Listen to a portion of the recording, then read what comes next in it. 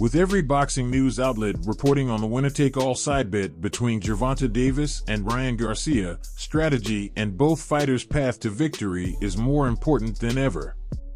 Now that the big fight is upon us, what are the keys to victory and what's the final prediction for Saturday night? While neither fighter has been in with anyone quite like their high-profile opponent Saturday night, Tank and Ryan have style templates from past opponents to somewhat go off of to win. For Ryan, his level of opposition is noticeably more limited, however his highest profile victories have both been over southpaws in Luke Campbell and Javier Fortuna. While neither is a stylistic match to Gervonta Davis, particularly in the case of the taller Campbell, experience versus southpaws is always a good thing, and even the knockdown suffered against Campbell can serve as a blessing in disguise for Garcia. Regardless of the style differences and height and reach disparities between Tank and Luke Campbell, one thing that is of vital importance regardless is that Garcia can't count on his 5'10" frame to save him from shots. Standing straight up is something that will get Garcia clipped in this fight against the dangerous Tank. Trainer Joe Goosen is surely admonishing Garcia on the importance of changing levels as to not provide such a stiff target. Doing this will protect both the head and body of Garcia and give him a better chance to win.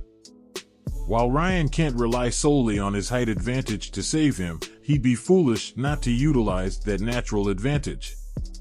His jab should be his most exercised punch in this fight, and although he has one-punch knockout power, his best road to success will come by winning rounds behind an educated left hand. Changing speeds on his jab as well as sometimes feinting before throwing it, throwing two jabs in succession, changing levels with it, and at times throwing a jab-right hand jab combination will be vital and can throw a pressing Tank off rhythm as he presses forward attempting to close the gap.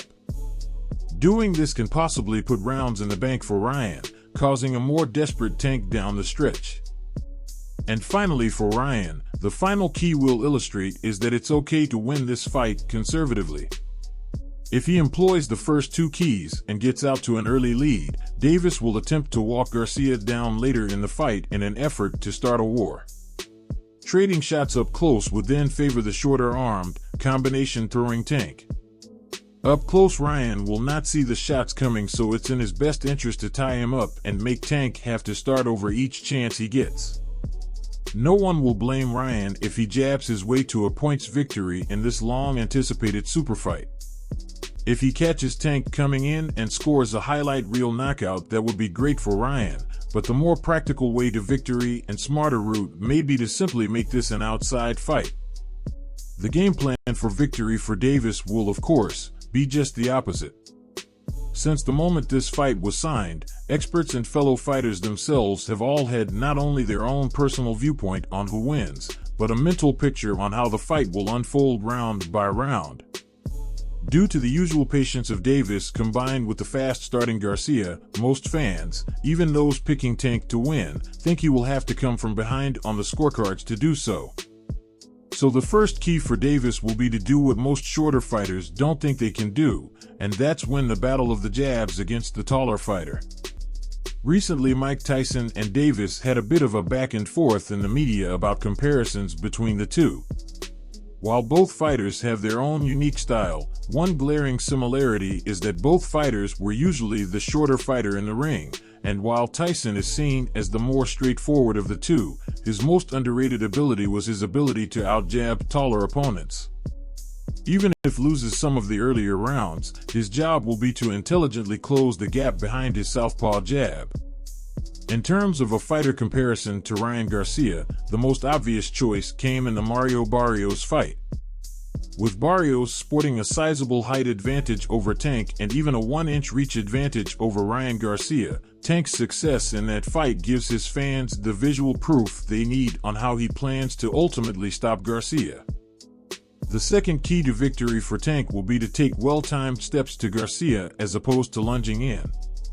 The jab will help with this, and Tank, as we alluded to earlier, is usually known for his patience while he downloads info on his opponent in order to seal the deal later in the fight.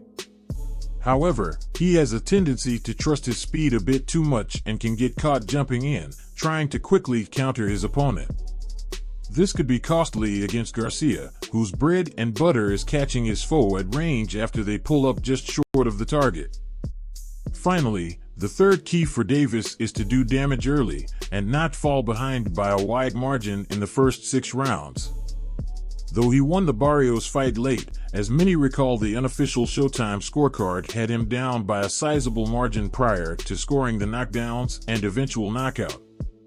As patience has been the key word on this prediction video, Tank, while wise not to rush himself into a dangerous shot from Garcia, must make deposits early.